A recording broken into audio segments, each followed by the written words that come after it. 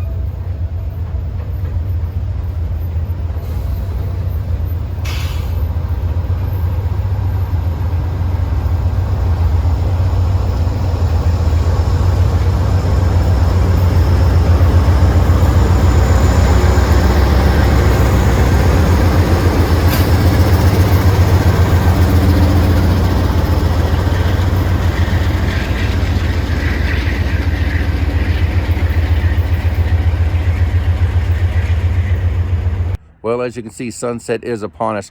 I wish I would have got out here a little earlier to catch the rail train. That's the first time I've ever seen it in action laying rails, but I caught them late in the day and they've already headed back to the shop.